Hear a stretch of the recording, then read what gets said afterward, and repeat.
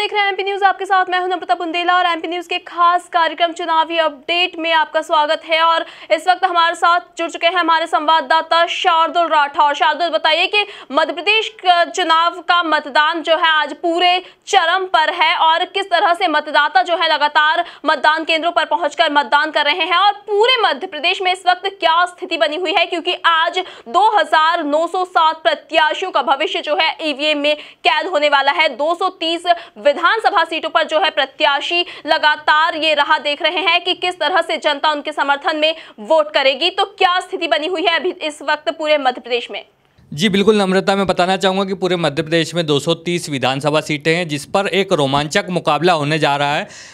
कांग्रेस और भाजपा के बीच इस बार रोमांचक मुकाबला इसलिए कहा जा रहा है क्योंकि दोनों ही पार्टी अपनी पूरी जोर आजमाइश के साथ मैदान में उतरी है और यह कहना मुश्किल हो रहा है कि इस बार बाजी किसके हाथ लगेगी। हालांकि मतदाता मौन है और की जो चुप्पी है और जो मौन मतदाता है उसका जो संदेश है आज वो ईवीएम मशीन में बंद हो रहा है। बात की जाए पूरे प्रदेश की तो सुबह से ही प्रदेश के जितने भी शहर हैं, ज़िले हैं, कस्बे हैं, वहाँ पर उत्साह देखने को मिल रहा है मतदान को लेकर। लेकिन उत्साह के साथ कहीं ना कहीं ये चीज़ भी सामने आ रही कि कुछ विधानसभा क्षेत्रों में मतदाताओं ने चुनाव का बहिष्कार भी किया है। इसमें मैं बात करूँगा आपसे मुंगावली, जहाँ पर हाल ही में उपचुनाव हुए थे और कांग्रेस का प्रत्याशी जीत के आया था। वहाँ पर मतदाताओं ने दोनों ही पार्टी का चुनाव बहिष्कार किया है। यहाँ तक कि ये स्थिति आ गई है कि जो चुनाव अधिकारी हैं वो उनको मनाने घर पहुँचे हैं। जो कांग्रेस के प्रत्याशी थे उसका घेराव किया वहाँ के लोगों ने और अपना विरोध दर्ज कराया, लेकिन मत देने के लिए नहीं माने। सुबह से ही मुंगावली, सीहोर, खरगोन के कुछ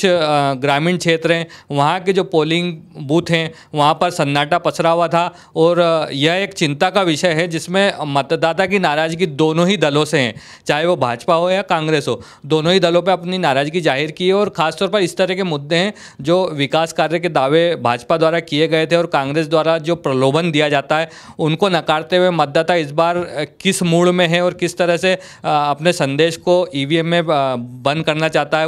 वो हालांकि 11 तारीख को पता चलेगा। लेकिन ये एक बड़ा चिंता का विषय है कि मतदान का बहिष्कार पहली बार प्रदेश में 4 जिलों में अलग अलग स्थानों पर मतदाताओं द्वारा किया जा रहा है और बहिष्कार के बाद जो ग्रामीणों या जो वहाँ के जो नागरिक हैं उनका मुद्दा खासतौर पर ज़मीनों से जुड़े हुए हैं, सड़क से जुड़े हुए हैं, पानी से जुड़े हुए हैं, इन्हीं मुद्दों को लेकर है जिनको लेकर वो हमेशा परेशान रहते हैं और जो उनके जनप्रतिनिधि हैं उस पर कभी ध्यान नहीं देते हैं। तो यही स्थिति पूरे प्रदेश में बनी हुई। वहीं बात की जाए मतदान को लेकर उत्साह की, तो जो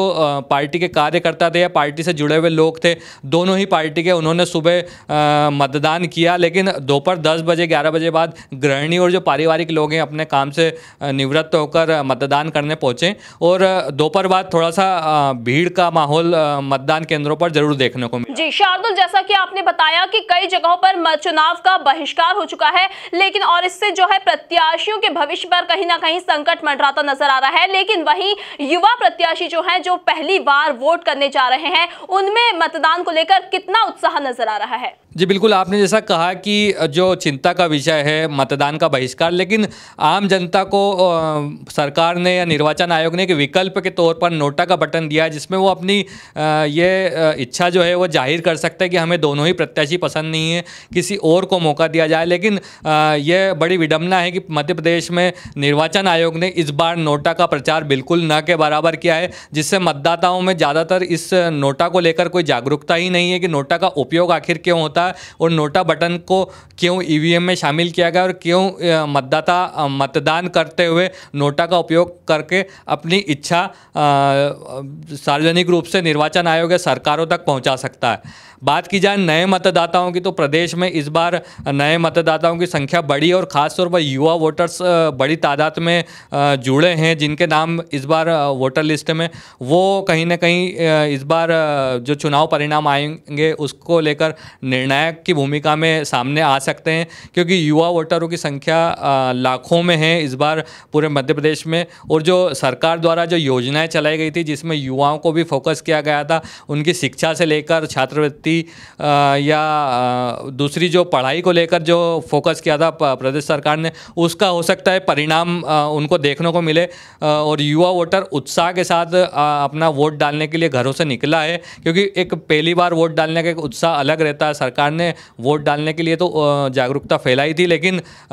नोटा को लेकर इस बार वो फेलियर साबित हुआ। तो जिस तरह से युवा वोटर्स वोटिंग के लिए निकला है, उस तरह से देखना होगा कि आने वाले समय में किस तरह से युवा वोटर्स प्रदेश की सरकार बनाने में अपनी भूमिका निभाता है। हालांकि इसमें एक अपवाद भी है कि जो प्रदेश में युवा वर्ग है जो पढ़ लिख कर नौकरी की तलाश में है, वो कहीं ना कहीं बेरोजगारी को लेकर मुद्दा बना रहा है, और उस बेरोजगारी का जो